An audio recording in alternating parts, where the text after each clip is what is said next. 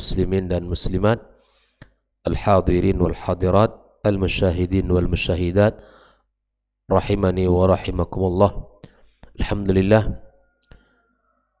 puji dan syukur selayaknya kita aturkan kepada Allah Subhanahu wa taala atas segala nikmat dan karunia yang Allah berikan kepada kita. Pagi ini kembali Allah berikan kepada kita kesempatan, kekuatan, dan kita bisa kembali menghadiri jamuan Allah Azza wa Jalla di rumahnya ini, melaksanakan ibadah salat subuh berjamaah. Kemudian kita lanjutkan sejenak membaca kitab daripada karya para ulama kita, dan mudah-mudahan Allah Subhanahu wa taala memberikan kepada kita pemahaman yang benar dan amal yang kita lakukan dalam kehidupan kita. Ucapan salat dan salam semoga senantiasa tercurahkan kepada junjungan Nabi kita Muhammad sallallahu alaihi wasallam, untuk keluarganya, para sahabatnya yang telah berjuang bersamanya tanpa terkecuali. Mudah-mudahan kita semua mendapatkan syafaatnya pada hari tidak lagi berguna harta dan kekayaan, tidak lagi bisa kita banggakan jabatan, pangkat, dan kedudukan kita, kecuali orang-orang yang datang kepada Allah dengan hati yang penuh dengan keimanan kepadanya, yang tidak membawa kesyirikan sedikit pun. Kembali kita melanjutkan pembahasan kitab Al-Mulakhas fi Syarhi Kitab Tauhid pada halaman yang ke-125. Pada pagi ini kita membawakan sebuah dalil dari firman Allah Subhanahu wa taala sebagaimana yang dinukil oleh Syekh Muhammad Ibn Abdul Wahab pada pembahasan bab ini. Ini merupakan dalil yang kedua dari firman Allah Subhanahu wa taala tentang seluruh yang disembah selain Allah adalah batil. Tidak ada yang disembah selain Allah merupakan makhluk yang lemah, sebagaimana di dalam surat Al-A'raf 191-192 Allah Subhanahu wa taala telah mengatakan di mana mereka yang disembah itu tidak mampu menciptakan satu apapun. Kalaupun mereka menciptakan meja, membuat meja, rumah, lemari dan seterusnya, itu bahannya dari Allah Subhanahu wa taala. Mereka tidak mampu menciptakan satu apapun, dan bahkan yang disembah itu pun tidak mampu untuk menolong diri mereka sendiri, apalagi menolong orang yang menyembahnya. Begitulah lemahnya, begitulah kekuatan yang hanya dimiliki oleh makhluk yang disembah itu. Pagi ini Allah Subhanahu wa taala di dalam firman-Nya surat Fatir ayat 13 dan ayat 14, Allah juga menggambarkan tentang kondisi dan keadaan yang disembah oleh orang-orang musyrikin, sebagaimana dinukilkan oleh Syekh Muhammad bin Abdul Wahab wa qawlihi ta'ala, firman Allah Subhanahu wa ta'ala, walladzina tad'una min dunihi ma yamlikuna min qitmir, yang kalian seru selain Allah, yang kalian seru selain Allah, mereka ma yamlikuna min qitmir, mereka tidak memiliki kuasa setipis kulit ari. Tahu kulit ari? Di sini disebut oleh Syekh Shalih Al-Fauzan bahwa kulit ari yang misalnya ketika kita makan kurma, makan kurma, di biji kurma itu ada kulit berwarna putih, itu sangat tipis sekali. Seakan tidak ada yang setipis itu. Maka kemudian Allah Subhanahu wa taala menggambarkan kelemahan mereka, makhluk yang disembah selain Allah itu. Allah mengatakan ma yamlikuna min qitmir, makhluk itu tidak memiliki kekuatan sedikit pun, tidak memiliki kekuatan setipis kulit ari, tak ada sedikit pun. Ini sifat yang pertama. In tad'uhum la yasma'u du'aakum, andai pun mereka mendengarkan seruan kalian, doa kalian, mereka tidak akan in tad'uhum la yasma'u du'aakum, jika kalian seru mereka, maka kemudian mereka tidak akan mendengarkan doa kalian. Itu kata Allah. Jika seandainya kalian terus berdoa meminta kepadanya, sungguh berhala-berhala itu tidak mendengarkan kalian. Ya, walau sami'u mastajabu lakum, andaikan mereka mendengar, andaikan berhala-berhala yang kalian sembah itu, Tuhan yang kalian sembah itu adalah mendengarkan, pastilah mereka tidak mampu memberikan apa yang kalian minta kepadanya. Bayangkan, Allah menggambarkan dalam surat ini, dalam surat Fatir, betapa lemahnya makhluk yang disembah selain Allah Subhanahu wa taala. Wa yaumal qiyamati yakfuruna bisyirikikum. Dan yang paling parah lagi di hari kiamat kelak, mereka yang disembah itu mengingkari kesyirikan kalian, mengingkari kesyirikan kalian. Bagaimana Allah Subhanahu wa taala menggambarkan di hari kiamat itu, ya, makhluk yang disembah di dunia ini mengingkari kesyirikan mereka itu. Ya. Wala yunabbi'uka mithlu khabirin.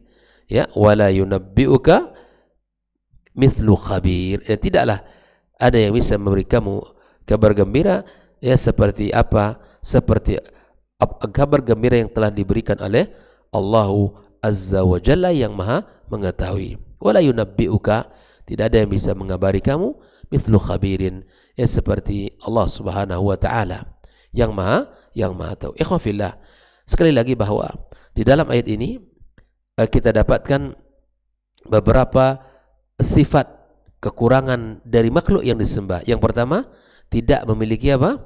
Kekuatan setipis ya kulit ari. Satu. Yang kedua, jika kalian terus berdoa, dia tidak mendengarkan kalian. Andaikan yang ketiga mereka mendengarkan, mereka tidak mengabulkan permintaan kalian. Yang keempat, di hari kiamat kelak mereka mengingkari kesyirikan yang mereka lakukan, yang menyembah mereka. Bayangkan. Mari kita lihat beberapa makna terjemahan ataupun penjelasan dari Syekh Shalih Al-Fauzan dari ayat tersebut. Walladzina tad'una min dunihi. Ya, orang-orang yang menyeru selain Allah, artinya alladzina tad'unahum ghairallah, ya, orang-orang yang menyeru selain Allah, minal malaikati, baik itu berupa malaikat, wal anbiya, para nabi, wal asnam, dan berhala-berhala, wa ghairiya. Artinya yang disembah selain Allah, baik itu malaikat, baik itu para nabi, baik itu berhala-berhala dan lain sebagainya, maka sungguh mereka tidak memiliki kuasa, tidak memiliki kuasa sedikit pun. Nah, oleh karena itu, ikhwafillah, ya, ini penegasan dari Allah tentang kebatilan ya seluruh yang disembah selain Allah Subhanahu wa taala. Qitmir artinya itu adalah huwal lafafatu allati takunu ala nawati tamar. Kulit yang tipis yang ada pada biji kurma, itu namanya kulit ari. Yang kita sebut dengan kulit ari yang menempel pada biji kurma itu sangat tipis, bukan? Sangat tipis. Dan segitu saja tidak dimiliki oleh mereka, makhluk yang disembah selain Allah Subhanahu wa taala. La yasma'u du'aakum li'annahum, mereka tidak mendengarkan doa kalian. Kenapa? Li'annahum amwat, mereka mati seperti kalian. Au malaikatun, ya, atau malaikat, mas'uluna bima khuliqu lahu, mereka sibuk dengan apa yang menjadi tujuan diciptakan mereka. Di malaikat, makhluk yang beribadah kepada Allah, seperti mana Allah katakan, ya, la ya'sunallaha ma amarahum wa yaf'aluna ma yu'marun. Mereka itu adalah makhluk yang tidak pernah durhaka kepada Allah, dan mereka itu ya taat dan patuh terhadap apa yang diperintahkan Allah Subhanahu wa taala. Itulah malaikat-malaikat Allah Azza wa Jalla. Jadi mereka tidak sibuk dengan yang lain, sibuk dengan tujuan mereka diciptakan Allah Subhanahu wa taala semata.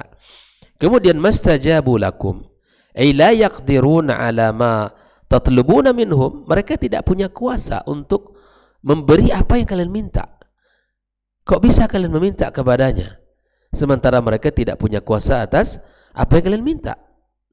Ini permintaan yang disebut dengan salah alamat, gitu kan? Barang kalau salah alamat sampai, tidak sampai. Begitupun dengan doa, begitu dengan permintaan. Kalau dia salah alamat, maka tak akan pernah ya apa yang kita minta itu dapat. Maka kalau kita ingin mengirim sesuatu, maka pastikan alamatnya benar, agar apa yang kita inginkan sampai. Kalau kita mengirim kepada alamat yang salah, maka barang kita tidak akan sampai pada tujuan yang kita inginkan. Dalam hal berdoa, di dalam meminta pun demikian. Alamat yang paling benar ditujukan kepada Allah, yang tidak pernah luput dan tidak pernah lalai dan tidak pernah mengecewakan yang meminta kepadanya, yang tidak pernah mengecewakan siapapun yang memohon kepadanya. Maka di dalam berdoa kepada Allah, beribadah kepadanya, maka kenali alamatnya dengan jelas, pelajari yang benar, tanya kepada yang ahli, kepada para ahli ilmu yang tahu tentang hal itu. Maka jangan nanti menyesal di hari kiamat kelak karena kita mengirim dan meminta salah alamat. Kepada siapa kita menuntut dan siapa yang kita salahkan, melainkan diri kita sendiri. Nah, oleh karenanya, mastajabu lakum, kata Allah, mereka tidak punya kuasa apa yang kalian minta, lalu kemudian kok bisa kalian meminta kepadanya. Nah, yakfuruna bisyirkikum, ini salah satu keburukan yang akan diterima oleh orang yang beribadah kepada mereka. Yunkirunahu, dan bahkan mereka mengingkarinya. Wa yatabarra'una mimman asyraka bihim Allah, bahkan mereka membebaskan diri bahwa mereka tidak mengakui apa yang mereka lakukan terhadapnya. Bayangkan ikhwafillah, jadi itu mereka mengaku tidak bersama mereka. Berhala-berhala yang disembah itu melepaskan diri dari yang menyembahnya. Lalu apakah kita, apakah sebagian yang melakukan hal ini tetap melanjutkan perbuatan yang sia-sia ini? Tentu tidak. Perbuatan yang sia-sia, salah memberikan ketaatannya kepada selain Allah Subhanahu wa taala. Wala yunabbi'uka ay yukhbiruka bi'awaqibil umuri wa ma'aliha. Tidak ada yang bisa memberi kabar kamu dengan akhir akibat dari seluruh perkara, atau akhir daripada seluruh perkara, wa ma'aliha. Mithlu khabir ay alim biha wa huwa Allah Subhanahu wa ta'ala. Ikhwafillah, inilah ma'ani al-mufradat atau ma'ani al-ayatil karimat yang disebutkan oleh Syekh Shalih Al-Fauzan di dalam surat Fatir ini. Lalu kemudian ikhwafillah, kaum muslimin dan muslimat, Syekh Shalih Al-Fauzan ingin menjelaskan kepada kita makna global daripada ayat ini, al-ma'na al-ijmaliyyu lil ayah. Yukhbiru ta'ala an halil mad'uwina min dunihi. Allah Subhanahu wa taala dalam ayat ini mengabarkan tentang kondisi yang disembah selain Allah Subhanahu wa taala, minal malaikati dari golongan malaikat, wal anbiya'i dari golongan nabi, daripada para nabi, wal asnami dan dari berhala-berhala, wa ghairiha dan yang lainnya. Allah ingin mengabarkan kondisi mereka itu kepada kita ikhwafillah, bima yadullu ala ajzihim wa dha'fihim. Ternyata kondisi mereka itu sangat lemah, sangat tidak memiliki kekuatan apa-apa. Wa annahum qad intafat anhum asy-syurut allati la budda an takuna fil mad'u. Pada diri mereka tidak terdapat syarat-syarat yang boleh kita untuk menyerahkan ibadah kita kepada mereka. Apa syaratnya yang boleh kita berikan ibadah kita kepadanya? Satu, milku ma tuliba min, memiliki sesuatu yang kita minta. Itu satu. Yang kedua, sama'ud du'a atau sima'ud du'a, mendengarkan doa kita. Yang kita minta didengarkan oleh yang diminta. Yang kita minta didengarkan kepada yang meminta, kepada yang diminta. Dan Allah Maha mendengar apa yang kita mintakan kepadanya. Yang ketiga, wal qudratu ala istijabati, bukannya sekadar memiliki, bukannya sekadar mendengar, tapi mampu untuk memberikan apa yang diminta. Fama ta'udi ma syartun batula an yakuna mad'uwan fa kaifa idza udimat kulluha. Apabila syarat ini tidak ada, maka batallah peribadatan kita kepadanya, dan hendaklah ya yang disembah ya batal aikuna mad'uwan fa kaifa idza udimat kulluha. Apabila syarat ini tidak dimiliki olehnya, maka bagaimana kalau seluruh syarat ini tidak ada? Salah satu syarat saja tidak dipenuhi, maka tidak boleh kita serahkan ibadah kita kepadanya, apalagi seluruh syarat ini tidak ada. Misalnya kita minta sesuatu, yang kita minta itu Allah yang memiliki, ya kan? Misalnya kita minta keturunan, misalnya kita minta kepada selain Allah Subhanahu wa taala, dan yang memberikan keturunan siapa? Dengan izin Allah. Allah yang memberikan itu kepada kita. Yang kedua, ya permintaan kita apakah didengar oleh Allah? Pasti. Selain Allah belum tentu didengar olehnya. Kalau mungkin dia berhala disembahnya, atau kayu atau batu, ya abadal abidin, tidak akan pernah dia mendengarkan doanya. Lalu yang ketiga apa? Ya, apakah berhala-berhala itu mampu memberikan? Pasti tidak. Dia makhluk mati. Dan Allah memiliki, mendengarkan, dan mampu memberikannya. Maka apabila salah satu syarat ini, ya kunci, ya kita berikan ibadah kita kepada Allah, salah satu saja tidak ada, tidak sah ya ibadah kita kepadanya, apalagi ketiga-tiga ini tidak ada. Jelas ikhwafillah? Nah, inilah ayat yang menceritakan tentang kelemahan ya makhluk yang disembah selain Allah Subhanahu wa taala. Lalu kemudian Syekh Shalih Al-Fauzan menjelaskan munasabatul ayat lil bab, ketersesuaian ayat dengan bab ini.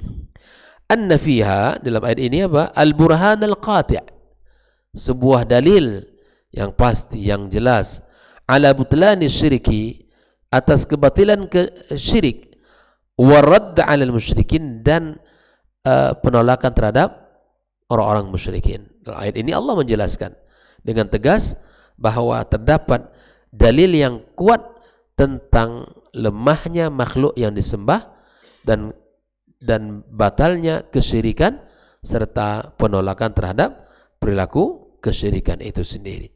Nah, ikhwafillah, di dalam pembahasan terakhir Syekh Shalih Al-Fauzan mengingatkan ma yustafadu minal ayati, apa yang bisa kita ambil dari ayat yang barusan kita baca. Yang pertama, butlanis syirki bid-dalilil qati' wal burhanil wadih. Batilnya sebuah kesyirikan dengan dalil yang tegas, dalil yang jelas, dan al-burhanil wadih, burhan dan bukti-bukti yang jelas. Jadi kesyirikan itu batil. Yang kedua, bayanus syurutil lati yajibu tawafuruha fil mad'u, bahwa menjelaskan tentang syarat-syarat yang wajib ada pada yang disembah atau pada yang diminta, al-mustaghathi bihi, yang kita mintakan permohonan istighatsah kita. Yang pertama apa syaratnya? Milkuhu lima tuliba min, memiliki apa yang kita minta. Dia memang punya itu. Dia memang punya. Maka kita minta kepada yang punya. Ya, minta kepada yang punya. Bagaimana mungkin kita mendapatkan kalau minta kepada yang tidak punya? Tidak akan kita dapatkan. Mustahil itu kita miliki. Meminta kepada yang tidak punya tidak mungkin. Atau memberi sesuatu yang tidak dimiliki juga tidak mungkin. Faqidus syai'i la yu'ti. Yang tidak punya maka tidak mungkin memberi. Berhala punya kemampuan, tidak punya. Bagaimana dia mungkin memberi? Nah, ini yang pertama. Yang kedua, sima'uhu li du'ai man da'ahu, mendengarkan doa yang meminta kepadanya. Allah mendengarkan. Malaikat mungkin mendengar tapi dia tidak memiliki. Nabi mendengar mungkin tidak memiliki. Ikhwafillah, ini harus kita pahami dengan baik. Yang ketiga, al-qudratu ala ijabati, memiliki kemampuan untuk ya memberikan permintaannya, memiliki mendengarkan dan memiliki kekuatan untuk memberi.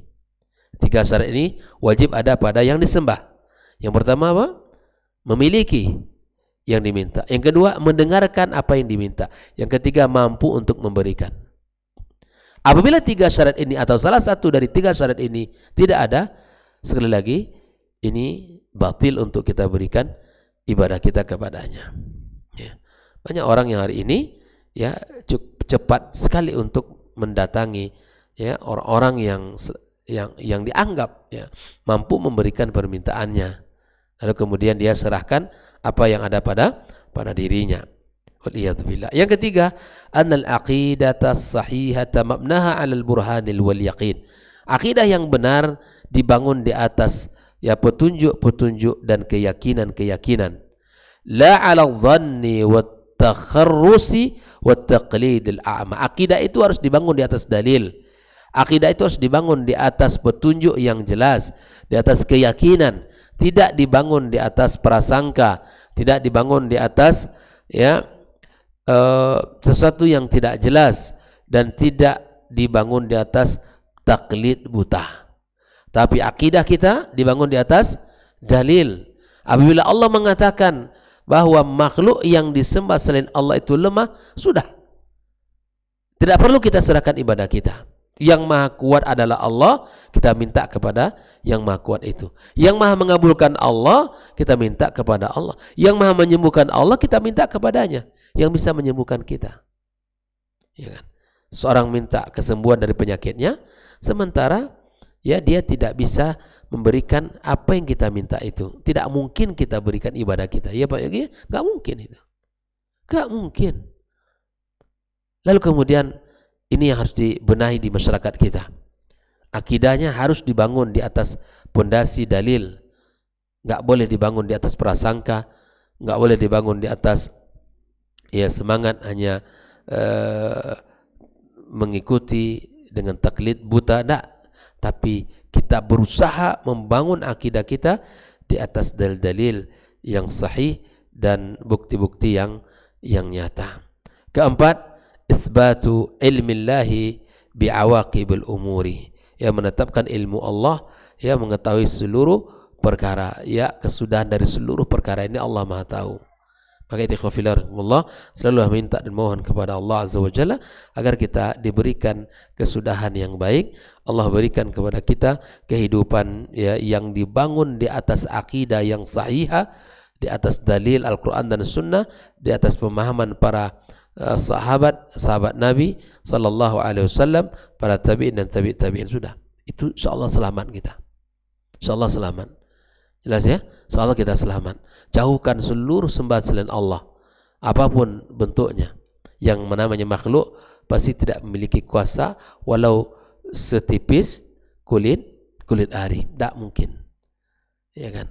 Maka ikhwafillah, kenali Allah dengan nama dan sifatnya, ya pelajari, gali ilmunya tentang nama-nama dan sifat Allah Subhanahu wa taala, ya maka kemudian kita akan mendapatkan keajaiban.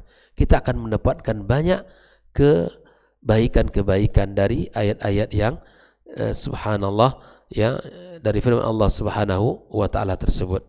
Nah, sekali lagi ikhwafillah, saya ingin simpulkan bahwa seluruh sembahan selain Allah batil. Kebatilan mereka ini disebut oleh Allah dalam Al-Qur'anul Karim. Ya, seperti dalam surat Fatir ini, di mana makhluk-makhluk yang disembah tidak punya kuasa. Kalaupun mereka kalian berdoa kepadanya, dan pasti mereka tidak mendengarkan. Andaikan mereka mendengarkan, tapi kemudian mereka tidak mampu untuk memberikan. Dan di hari kiamat kelak, berhala yang disembah itu mengingkari apa yang dilakukan oleh manusia kepadanya. Ya Allah, begitulah meruginya mereka. Waliyadzubillah. Dan semoga kita dan keluarga kita diselamatkan Allah Subhanahu wa taala dari segala bentuk kesyirikan, segala bentuk keburukan-keburukan, dan segala bentuk hal yang bisa menghancurkan agama kita yang mulia ini. Terima kasih. Ya, insyaallah kita lanjutkan pada pembahasan berikutnya. Wassallallahu ala nabiyyina Muhammadin wa ala alihi wa sahbihi ajma'in. Wa subhanakallahumma bihamdika asyhadu an la ilaha illa anta astaghfiruka wa atubu ilaik. Wassalamu alaikum warahmatullahi wabarakatuh.